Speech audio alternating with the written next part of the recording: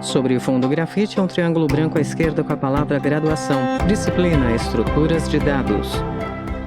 Caros alunos, sejam bem-vindos. Hoje nós vamos falar sobre tabelas hash, só que agora nós falaremos sobre a implementação de tabelas hash utilizando a linguagem C++. O professor Ulisses Martins Dias é um homem branco de cabelo preto e ondulado. Ele usa camisa polo azul marinho e é visto dos ombros para cima, em frente a uma parede clara. A tela é dividida entre uma apresentação de slides com fundo cinza claro, à esquerda, e a imagem reduzida do docente à direita, que usa uma caneta virtual vermelha para fazer grifos e marcações nos slides ao longo da aula. No primeiro, o nome da disciplina e o tema da aula, tabela hash, implementação. Na aula de hoje nós vamos seguir este roteiro aqui. Eu vou dar uma breve explicação sobre a aplicação que utilizaremos hoje. Depois eu falarei sobre o tipo abstrato de dados que iremos implementar. Depois eu darei alguns detalhes de implementação. E depois eu falarei sobre algum uso dessa implementação que eu estou fazendo. Apenas inserção e remoção de elementos da estrutura de dados. Vamos falar sobre a aplicação dessa estrutura. Em geral, nós podemos utilizar as tabelas hash sempre que nós queremos armazenar uma coleção de dados e depois obter os registros de maneira eficiente. Se a função de hash for bem estruturada, nós conseguiremos inserir e obter os valores em tempo constante. Sobre a aplicação, nós vamos supor que estamos em uma universidade e que queremos organizar os alunos em uma estrutura e posteriormente fazer as buscas pelo registro acadêmico, o RA. Ou seja, a chave de busca que nós queremos é o RA. É com essa chave que nós queremos as buscas em tempo constante. Vamos supor também que a única informação que nós queremos dos alunos é o nome. As linhas de comandos apresentadas no decorrer da aula seguem as regras da linguagem C para espaçamento. O professor separa os blocos de comando com uma linha em branco entre eles. Em novo slide, um exemplo com o código. Class aluno abre chave. Private dois pontos. Int RA ponto e vírgula. std dois pontos string nome ponto e vírgula. Public dois pontos. Aluno abre e fecha parênteses ponto e vírgula. Aluno abre parêntese int RA vírgula std dois pontos string nome fecha parêntese ponto e vírgula. String get nome abre e fecha parênteses const ponto e vírgula. Int get RA abre e fecha parênteses const ponto e vírgula. Fecha chave ponto e vírgula. Na sequência, o professor faz uma chave que engloba o código inteiro. Ele também circula a linha std. Então, dentro aqui dessa minha classe aluno, a única informação além do RA é o nome. Tá? Aqui nós temos alguns métodos construtores. O primeiro deles é um construtor sem nenhum parâmetro. Ele destaca a linha aluno abre e fecha parênteses ponto e vírgula. Esse construtor sem nenhum parâmetro, ele vai ser utilizado na alocação dinâmica de memória.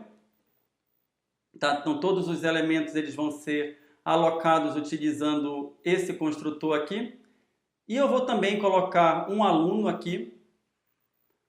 Vou gerar um construtor para que o usuário ou a pessoa que vai utilizar essa classe possa configurar o RA e possa configurar o nome da maneira que bem entender. O docente indica a linha aluno abre parêntese int RA, vírgula, std, dois pontos, string, nome, fecha parêntese, ponto e vírgula. Ele desenha setas que apontam para RA e para nome. Na sequência, sublinha as linhas string get nome e int get RA. Além desses métodos, eu tenho o get nome para obter o nome, é um getter, e o get RA para obter o RA. A implementação desse método, dessa classe, vai ser feita como? Novo slide com o código. Aluno, dois pontos, abre e fecha parênteses, abre chave. Diz, hífen maior que, RA igual, -1, ponto e vírgula. Diz, hífen maior que, nome igual, abre e fecha aspas, ponto e vírgula. Fecha chave, ponto e vírgula. A seguir, o professor faz uma chave que engloba da linha aluno, dois pontos, aluno, até fecha chave, ponto e vírgula. Basicamente, no construtor vazio da classe aluno, a única coisa que eu preciso colocar é RA igual a -1 que vai significar para mim que aquela posição no vetor está vazia. Depois, nome vai ser igual a uma string, significando... Poderia colocar qualquer coisa aqui. Por que eu poderia colocar qualquer coisa? Porque quem vai indicar que aquela posição no vetor está vazia é o RA igual a -1. Tá? Ele circula os trechos RA igual -1, nome e igual abre e fecha aspas. Também indica as aspas. Vamos assumir que dentro dessa nossa escola, todos os alunos recebem um RA maior do que 0. Então, eu sei que RA igual a -1 é inválido, então eu sei que esse aluno aqui, esse registro de aluno é inválido, então ele vai representar para mim uma posição vazia dentro de uma tabela hash. É assim que eu vou interpretar. Abaixo a continuação do código. Aluno, abre parêntese, int RA, vírgula, std, string, nome, fecha parêntese, abre chave. Diz, hífen maior que, RA igual RA, ponto e vírgula. Diz, hífen maior que, nome igual nome, ponto e vírgula. Fecha chave. Na sequência, o professor faz uma chave que engloba todo o trecho. Ele destaca int RA e desenha uma seta para baixo que aponta para a linha diz RA. Agora, o outro construtor é um construtor que vai receber um RA por parâmetro e eu vou colocar esse RA que veio por parâmetro no meu atributo. Ele também vai receber um nome e eu vou colocar esse nome que veio por parâmetro no meu atributo. Ou seja, é simplesmente para instanciar um objeto utilizando um RA e um nome. O docente circula o trecho std, string nome e desenha uma seta que indica a linha diz nome. Abaixo a continuação do código. String, aluno, get nome, abre e fecha parênteses, const, abre chave. Return nome, ponto e vírgula, fecha chave. Int aluno, get RA, abre e fecha parênteses, const, abre chave. Return RA, ponto e vírgula, fecha chave. A seguir, o professor circula o comando string aluno e depois o int aluno. E se eu quiser obter o nome, eu uso o método getNome. E se eu quiser obter um RA a partir de uma instância da classe aluno, eu uso o getRA. São essas as ideias. Slide, tipo abstrato de dados, com o código class, hash, abre chave. Public, hash, abre parêntese, int, max, underline items, igual, 100, fecha parêntese, ponto e vírgula.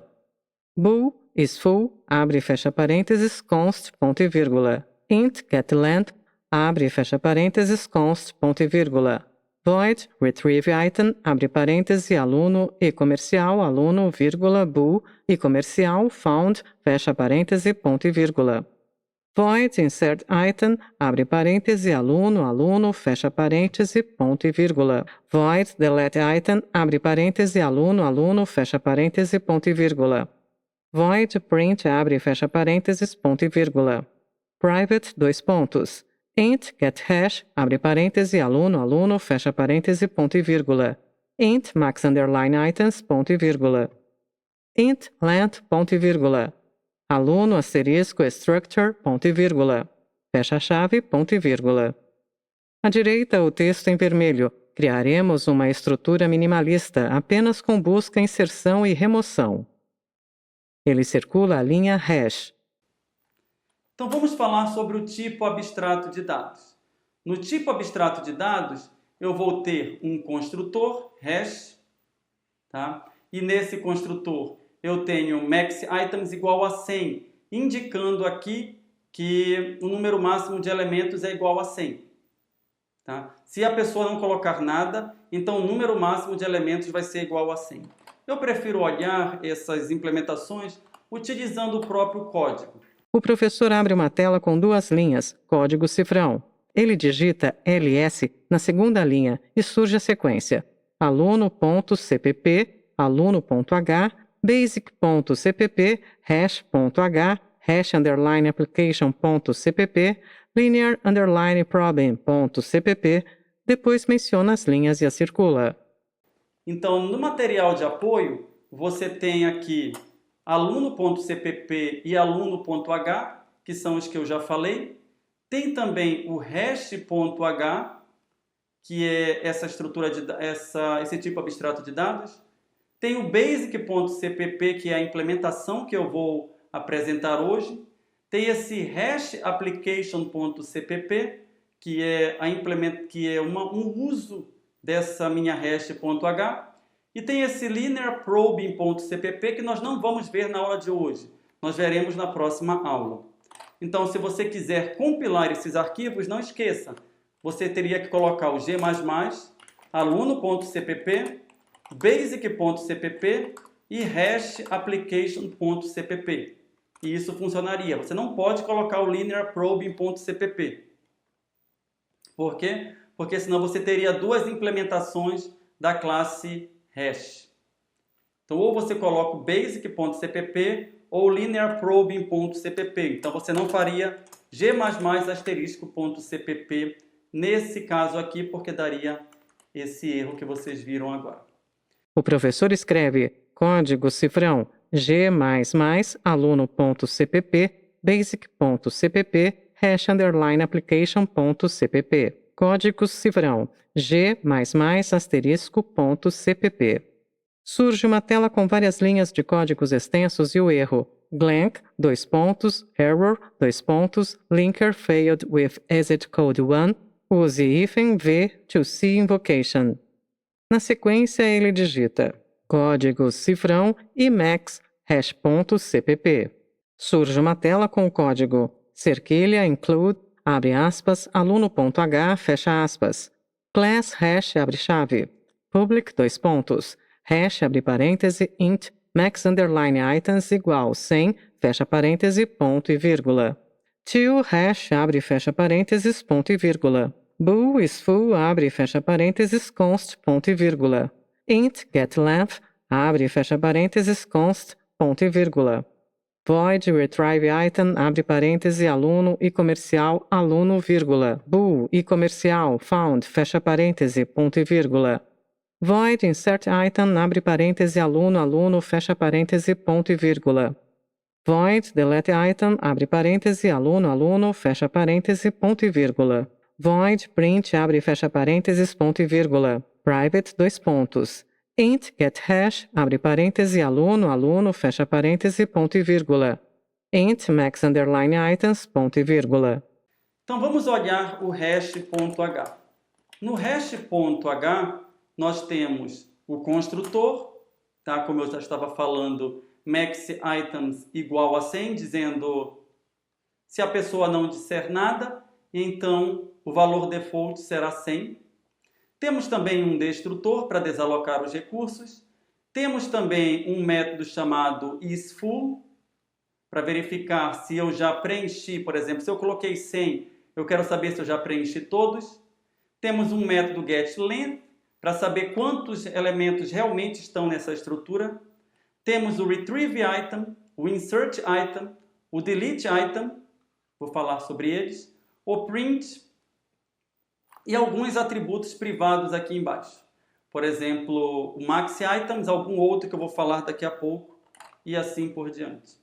Para construtor, o docente circula o trecho max underline items igual 100 e desenha uma seta que indica o trecho. Para destrutor, ele faz uma seta ao final da linha till hash. Para verificar o preenchimento dos elementos, circula a linha isFull. Por fim, faz uma chave que engloba as linhas retrieve item, insert item e delete item. Slide 649. Abaixo, a continuação de private. Int, length, ponto e vírgula. Aluno, asterisco, structure, ponto e vírgula. Fecha a chave, ponto e vírgula. Deixa eu só ver quais são os outros. Temos o getHash, um método privado getHash. Temos o max items, o número máximo de elementos na minha estrutura. Temos o length, número de elementos que realmente estão na minha estrutura. E temos esse último aqui, aluno asterisco structure, que significa um ponteiro aqui, que significa o meu vetor de objetos aluno.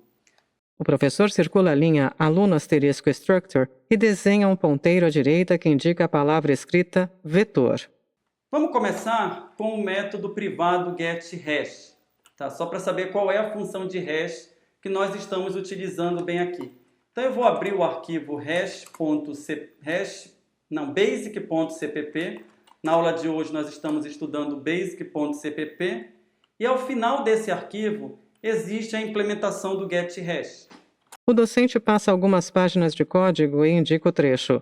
Int, hash, getHash, abre parêntese, aluno, fecha parêntese, abre chave. Return aluno.getRA, abre e fecha parênteses, porcentagem max underline items, ponto e vírgula. Fecha chave. Escreve aluno.RA. Então, qual é a função de hash que nós estamos utilizando? Todo aluno vai ter um RA.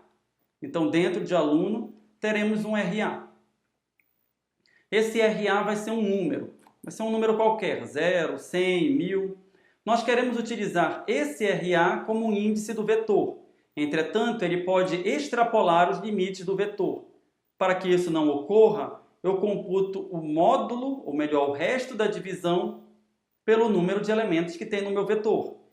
O professor escreve 0 reticências 99. Ele desenha um ponteiro que parte de RA em direção a 99 e um ponteiro que sai de 99 e aponta para baixo. Na sequência, indica o trecho de código getHash. Ele volta para o código basic.cpp. Então, se no meu vetor tem 100 elementos, eu quero que os índices sejam de 0 até 99. Essa função aqui, aluno.getRA mod max items, ela vai pegar o RA do aluno e vai gerar um valor entre 0 e 99. Na aula de hoje, nós vamos assumir que essa função aqui não gerará colisões. Então, esses códigos que estão em basic.cpp, eles assumem a não existência de colisões. Outro método que a gente precisa olhar. Vamos passar já para os métodos retrieveItem, insertItem e deleteItem. Eu vou começar com o retrieveItem. Então, eu vou procurar o retrieveItem aqui dentro do meu arquivo cpp, basic.cpp, e vou colocar esse retrieveItem aqui em evidência. Na tela, o código void hash retrieveItem, abre parêntese, aluno e comercial, aluno, vírgula, bool e comercial, found, fecha parêntese, abre chave. Int location igual getHash, abre parêntese, aluno, fecha parêntese, ponto e vírgula. Aluno also igual exstructor, abre colchete, location, fecha colchete, ponto e vírgula. If, abre parêntese, aluno.getRA, abre e fecha parênteses. Exclamação igual alce.getRA, abre e fecha parênteses, abre chave. Found igual face, ponto e vírgula. Fecha chave, else, abre chave. Found igual true, ponto e vírgula. Aluno igual alce, ponto e vírgula. Fecha chave, fecha chave. Vamos entender primeiro os parâmetros que estão sendo passados para retrieveItem. Então, primeiramente, está sendo passado um parâmetro que é um objeto aluno e esse objeto está sendo passado como referência. O docente destaca o trecho aluno e comercial aluno e circula o e comercial.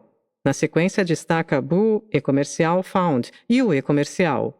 Temos outro parâmetro, que é uma variável do tipo booleana, e essa variável também está sendo passada por referência. Tá? Daí você se pergunta, por que eu estou passando por referência? A resposta é a seguinte. Alguém que vai chamar essa função, ela terá que declarar um objeto do tipo aluno, algo no seguinte sentido. Aluno, aluno. E daí ela vai ter que dar também para esse aluno o RA que eu vou ter que buscar. Por exemplo, ela faria aluno, aluno, e diria o RA, por exemplo, 10, colocaria o nome vazio. Então, alguém gerou um aluno, mas ela está querendo dizer, essa pessoa que gerou o aluno, ela pensa, eu gostaria muito de ter as informações desse aluno, eu queria o nome desse aluno. Entretanto, eu não tenho o nome desse aluno, eu só tenho um índice. O nome desse aluno está na tabela hash. Ela já criou a variável e depois o que ela vai fazer? Ela vai invocar na tabela hash, por exemplo, h.retrieveItem, seria algo como h.retrieveItem, e ela passaria esse aluno como parâmetro. Então, seria aluno, vírgula, uma variável booleana que ela passaria aqui. O professor escreve aluno, aluno, abre parêntese, 10, vírgula, abre, fecha aspas, fecha parêntese, ponto e vírgula. Ele desenha uma seta que aponta para as aspas e escreve abaixo h.retrieveItem, abre parêntese, aluno, vírgula, reticências, fecha parêntese. Na sequência, indica o termo retrieveItem na linha de código void e circula o aluno na primeira linha escrita. E essa função retrieveItem, o que ela faria? Ela faria uma busca na estrutura de dados interna. Se achar o elemento, ela vai colocar o valor na própria variável aluno. E como ela foi passada por referência, eu sei que o que eu fizer com a variável aluno aqui dentro vai ocorrer aqui fora. O professor se refere ao código do slide e ao código escrito por ele, respectivamente. Na sequência, indica o parâmetro aluno e comercial aluno. Então, a ideia é que esse parâmetro aqui, esse primeiro parâmetro, ele vai me passar a chave de busca e ele já é o local onde eu tenho que colocar o aluno caso encontre na minha tabela hash. Então, a implementação foi feita dessa forma. Então, voltando para cá. O docente apaga as marcações e o código escritos por ele. Na sequência, destaca o termo aluno na linha void hash. Como eu vou fazer, então, a implementação? O aluno, que veio por parâmetro, vai me dar a localização no array. Como? Invocando o método getHash que eu já falei para vocês. Então, intLocation é igual a getHash aluno. E ele vai me devolver um inteiro entre 0 e o tamanho do array. Ele circula os termos getHash, abre parêntese, aluno, fecha parêntese, e location, ambos na linha intLocation. Na sequência, indica o termo location e destaca structure, abre colchete, location, fecha colchete. Eu sei que eu tenho que ir nessa posição buscar o aluno. Então, eu vou na minha estrutura, que é o meu vetor, nessa posição e obtenho qual objeto que está lá e coloco na variável alce. Se o aluno que veio por parâmetro tiver um RA diferente do RA que estava na minha estrutura de dados, eu digo found é igual a false. De novo, estamos assumindo aqui que não temos colisões, não vamos procurar em nenhum outro lugar. Se não estava justamente naquele índice, eu não vou procurar em lugar nenhum. Por quê? Porque eu estou assumindo que não existem colisões aqui. Tá? Ele circula a linha found igual false. Na sequência, indica o trecho aluno getRA, alce getRA, e destaca bool e comercial found. Caso contrário, por exemplo, o RA do aluno que veio por parâmetro é igual ao RA que estava na minha estrutura de dados, então eu coloco found igual a true, para fora dessa função a pessoa saber, olha, realmente ele encontrou, e eu vou colocar aluno é igual a alce. Isso vai fazer com que esse aluno que veio por parâmetro agora tenha o mesmo conteúdo de alce. O professor circula found igual true e aluno igual alce. Depois indica retrieveItem e destaca os parâmetros aluno e comercial aluno e bool e comercial found. Então, a pessoa que chamou essa função vai ter na sua variável localmente o valor que estava na minha estrutura de dados. Então, essa é a ideia do retrieveItem. É interessante entender esses parâmetros aqui passados como referências. São um bom exercício. E as outras funções, insertItem e deleteItem? Elas são um pouquinho mais fáceis. Em novo slide o código void hash insertItem, abre parêntese, aluno, aluno, fecha parêntese, abre chave. intLocation equal getHash, abre parêntese, aluno, fecha parêntese, ponto e vírgula. Structure, abre colchete, location, fecha colchete, igual aluno, ponto e vírgula. Length mais, ponto e vírgula. Fecha chave. O docente circula o trecho, abre parêntese, aluno, aluno, fecha parêntese. InsertItem. Ela simplesmente recebe um aluno por parâmetro. Esse aluno eu vou colocar em algum lugar dentro da minha estrutura interna. Onde eu vou colocar? Depende da função de hash. Então, intLocation igual a getHash aluno. Ou seja, essa função de getHash aluno vai pegar o RA e vai devolver um inteiro entre 0 e o tamanho do vetor -1. Na linha int, o professor circula location e getHash aluno entre parênteses. A seguir, destaca structure location entre colchetes. Então, eu vou nessa posição na minha estrutura, faço structure location é igual ao aluno. Ou seja, uso o RA do aluno para dizer a posição e nessa posição eu coloco o aluno. O docente circula aluno da linha int location e destaca a linha de structure. E daí eu coloco esse length mais para incrementar de mais um o número de elementos que estão na estrutura. Tá? Então é basicamente isso que o insert item está fazendo. Ele funciona se não houverem colisões. Se houver colisão, então, por exemplo, esse aluno aqui vai ser colocado em cima de um outro aluno com RA diferente. Por quê? Porque os dois apontaram para o mesmo lugar. Então saibam, esse código não funcionaria na presença de colisões. Ele assume ausência de colisões. O professor circula o segundo termo aluno da linha void hash. Abaixo o código de delete item. Void hash delete item, abre parêntese, aluno, aluno, fecha parêntese, abre chave. Int location igual get hash, abre parêntese, aluno, fecha parêntese, ponto e vírgula. Structure, abre colchete, location, fecha colchete, igual, aluno, abre e fecha parênteses, ponto e vírgula. Length, hífen, ponto e vírgula. Fecha chave. E o delete item aqui? Ele é muito semelhante ao insert item. Aqui no delete item eu procuro a localização usando essa minha função getHash novamente. E daí o que eu faço? Eu vou naquela posição de memória structure location e eu digo structure location é igual a aluno. Só que esse aluno sem nenhum parâmetro. Por quê? Porque o aluno sem nenhum parâmetro, ele automaticamente me diz que o RA vai ser igual a -1, o que para mim indica que é um aluno inválido, e um nome aqui igual a vazio. Tá? Então vai ser essa a minha interpretação. Ele destaca as linhas int location e structure. Circula o termo aluno da linha structure e escreve à direita. Abre parêntese, RA igual -1, vírgula, abre e fecha aspas, fecha parêntese.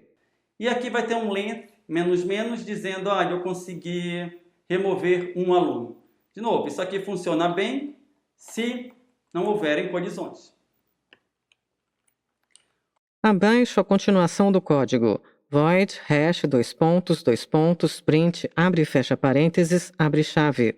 For, abre parêntese, int, i igual 0, ponto e vírgula, i, menor que, max underline items, ponto e vírgula, i, mais, fecha parêntese, abre chave. Cout, menor que, i, menor que, abre aspas, dois pontos, fecha aspas, menor que.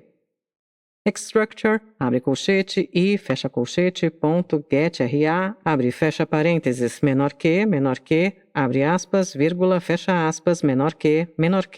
Structure, abre colchete, i, fecha colchete, ponto, get nome, abre e fecha parênteses, menor que, end L, ponto e vírgula. Fecha chave. Na sequência, o professor desenha uma chave que engloba a linha for até o primeiro fecha-chave. O print ele vai ser simplesmente um for pela estrutura, imprimindo todos os campos, inclusive os campos iguais a -1. Então, se tem um aluno que não existe, vai imprimir o RA igual a -1 e aqui vai imprimir também um nome igual a vazio. Ele indica primeiro o trecho getRA, depois circula getNome, abre e fecha parênteses.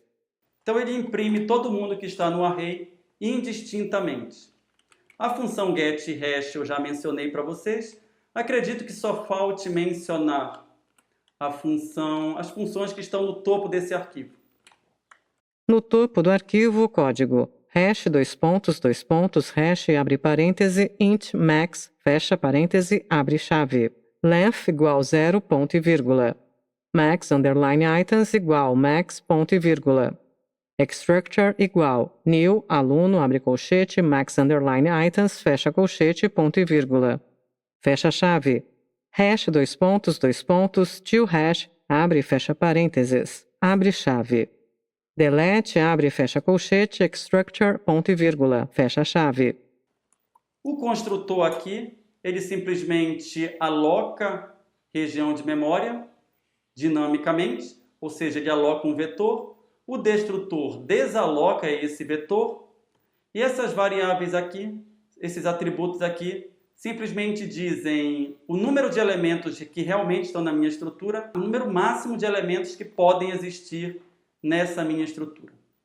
O docente circula a linha new aluno para construtor e a linha delete para destrutor. Ele faz uma chave que engloba as linhas length e max underline items para os atributos. Circula igual 0 para o número de elementos e igual max para o máximo de elementos. Abaixo a continuação do código. Bool, hash, is full, abre e fecha parênteses, const, abre chave. Return, abre parênteses, length, igual, max underline items, fecha parêntese, ponto e vírgula. Fecha chave. Depois, o professor desenha uma chave que engloba o trecho length igual, max underline items. E o is full, ele verifica se length é igual a max items. Então, essa é a minha implementação utilizando C++. E como seria o uso dela? O uso dela a gente pode ver nesse hash underline application.cpp. O professor volta ao arquivo de código cifrão e digita código cifrão e max hash underline application.cpp. Em um novo arquivo, o código cerquilha include menor que iostream maior que.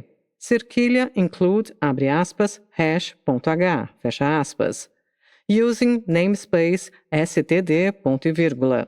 Int main, abre e fecha parênteses, abre chave. Hash alunos hash 10, entre parênteses, ponto e vírgula. Int ras 7, entre colchetes, igual, abre chave. Sequência de 3 linhas com números aleatórios separados por vírgula. Ao final da última linha, fecha chave, ponto e vírgula. String nomes, 7 entre colchetes, igual, abre chave. Sequência de 3 linhas com nomes de pessoas entre aspas e separados por vírgula. Ao final da última linha, fecha chave, ponto e vírgula. Eu vou direto aqui para a função main, que é a função que importa. Da função main para cima, acredito que vocês entendam basicamente tudo. O que eu estou colocando aqui? Eu estou gerando 10 uma hash capaz de suportar 10 alunos, ou seja, hash alunos hash 10 aqui. Então, vou criar um vetor de 10 elementos, onde nesses elementos eu posso colocar alunos. E os RAs dos alunos que eu quero colocar são esses aqui, 12.704, 31.300 e assim por diante. O docente circula a linha hash aluno hash 10 entre parênteses. À direita desenha um vetor com setas para baixo nos 3 primeiros elementos. O número 10 ele foi bem escolhido por quê? Porque é fácil saber as colisões dos RAs. Eu vou colocar a pessoa com esse RA e com esse nome, vai ser o primeiro aluno. O segundo aluno vai ser com esse RA e com esse nome. O terceiro aluno vai ser esse RA e esse nome. É isso que eu vou fazer mais adiante. O professor circula, respectivamente, os RAs e nomes. 12.704 Pedro, 31.300 Raul, 1.234 Paulo. Mas por hora saibam que, como são só 10 elementos, eu sei que esse número aqui, esse 12.704, ele vai colidir com esse 1, 2, 3, 4. Por quê? Porque eles terminam com 4. E o resto da divisão por 10 vai dar o mesmo valor. Abaixo, a continuação do código. For, abre parêntese, int, i igual 0, ponto e vírgula, i menor que 7, ponto e vírgula, i mais, fecha parêntese, abre chave.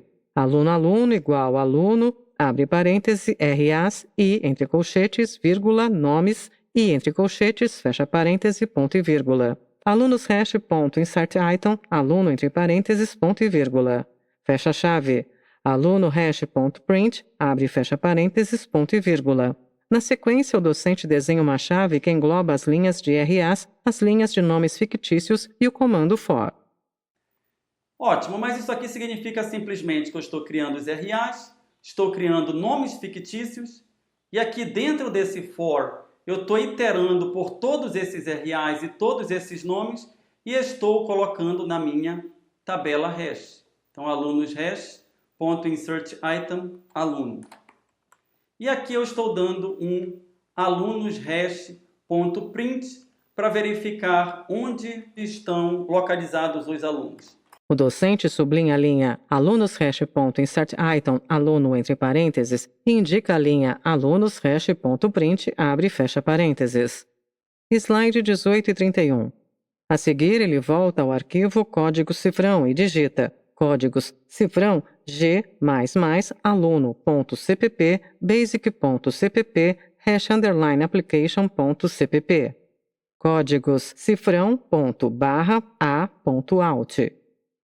Eu vou colocar o G++ aqui, vou compilar o código e vou colocar ./a.out para saber o que ficou dentro da minha estrutura.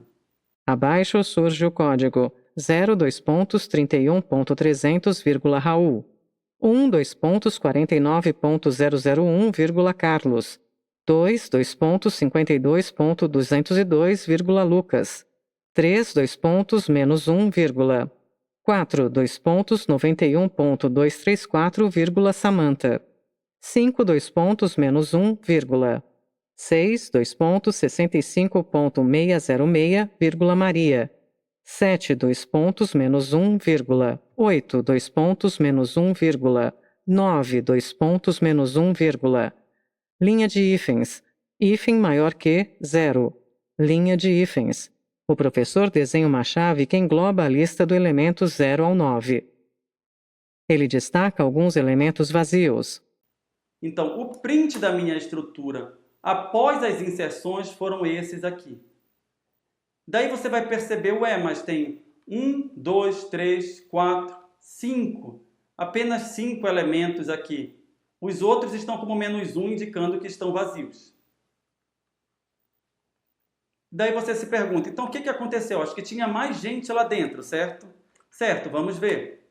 O professor digita código cifrão Emacs #application.cpp. Surge o código de hash.h com os RAs e os nomes dos alunos.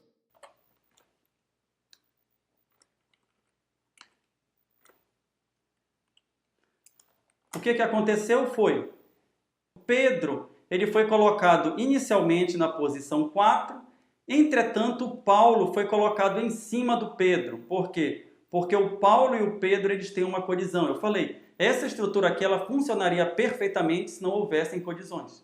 O docente circula os RAs 12.704 e 1.234 e o nome Paulo. Ele desenha uma seta que sai de 1.234 e vai até Paulo.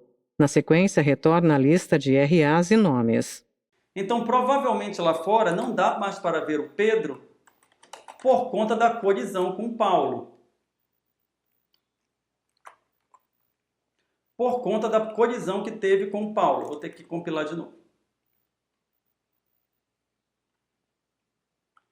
Tá? E na verdade eu nem consigo ver o Paulo porque teve ainda uma outra colisão que ainda tirou o Paulo dessa posição, que foi a colisão com a Samantha. Então eu coloquei o Pedro nessa posição, depois eu coloquei o Paulo em cima dele e por fim eu coloquei a Samantha em cima do Paulo. Então, só para vocês entenderem, o código está funcionando apenas se não houvessem colisões. O professor circula os RAs 12.704 de Pedro na primeira posição, 1.234 de Paulo na terceira posição e 91.234 de Samantha na sétima posição. Abaixo, a continuação do código. Aluno, aluno, abre parêntese, 12.704, vírgula, abre, fecha aspas, fecha parêntese, ponto e vírgula. Bool found igual false, ponto e vírgula. Alunos hash, ponto, retrieve item, aluno, vírgula, found, fecha parêntese, ponto e vírgula. Cout menor que, aluno, ponto, get nome, abre, fecha parênteses, menor que, abre aspas, hífen, maior que, fecha aspas, menor que, found, menor que, NGL, ponto e vírgula. Depois, o professor destaca a linha aluno-aluno. Ele rola a tela de código cifrão até a lista com RAs e nomes dos estudantes e volta para o final do código. E daí, só para mostrar para vocês que está funcionando, como funciona, eu criei aqui embaixo um novo aluno e esse novo aluno ele tem RA 12704. Eu vou voltar aqui para o começo do código e verificar quem tem esse RA. Quem tem esse RA é o Pedro. Então, eu estou procurando alguém com esse RA e vamos ver o que ele acha para mim.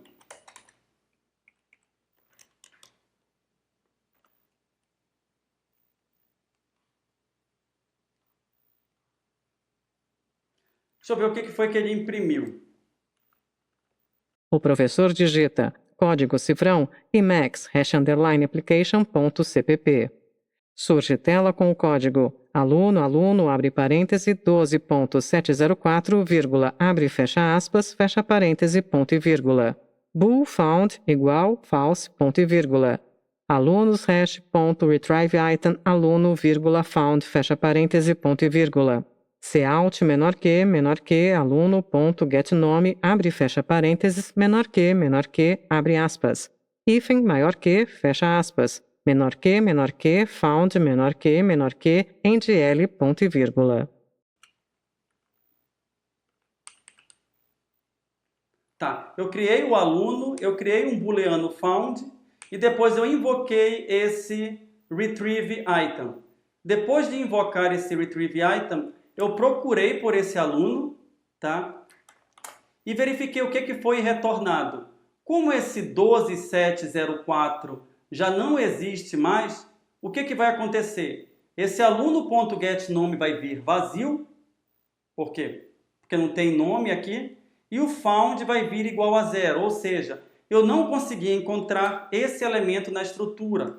O docente circula o número 12.704. Depois destaca os trechos aluno.getNome, abre e fecha parênteses, abre e fecha aspas, ao lado do RA e found na última linha. Na sequência, ele abre a tela de código cifrão e circula o trecho hífen maior que 0 na linha de RAs e nomes de alunos. E por que eu não encontrei? Porque alguém já substituiu. Então isso daqui significa não achei ninguém. O found aqui foi igual a 0 e o nome aqui está vazio.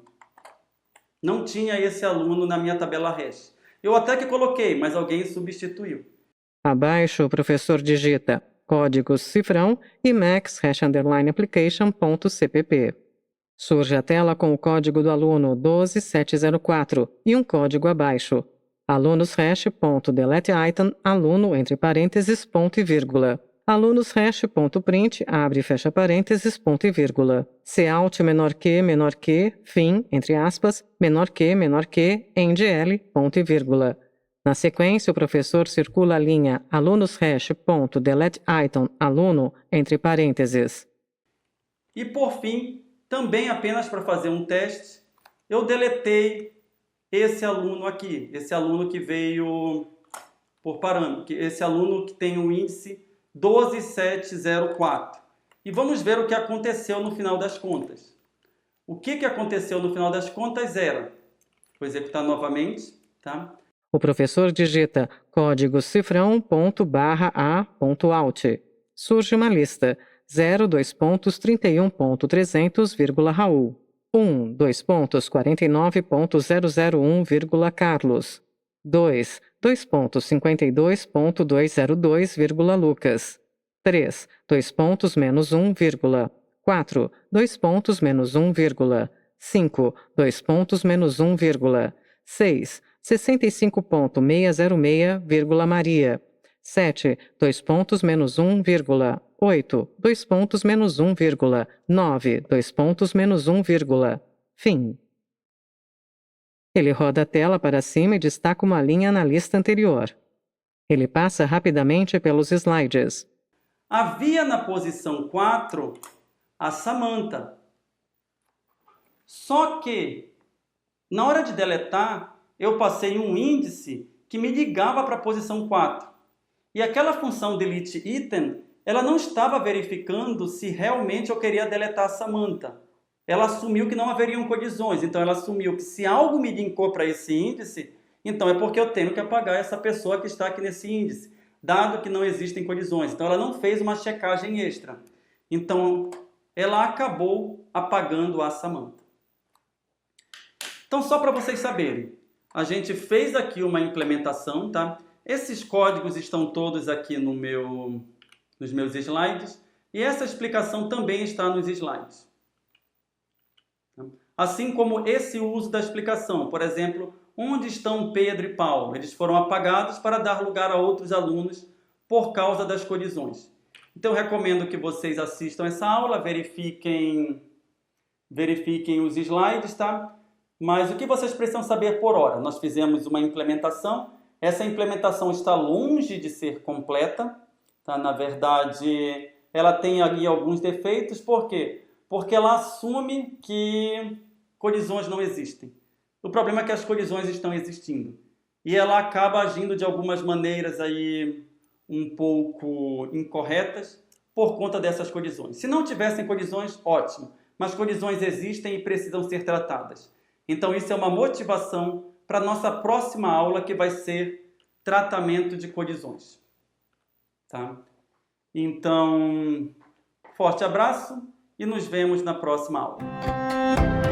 Linhas retas se cruzam em um esboço das letras T e V, que são preenchidas em vermelho e compõem o logo da Univesp TV, Universidade Virtual do Estado de São Paulo, univesptv.com.br.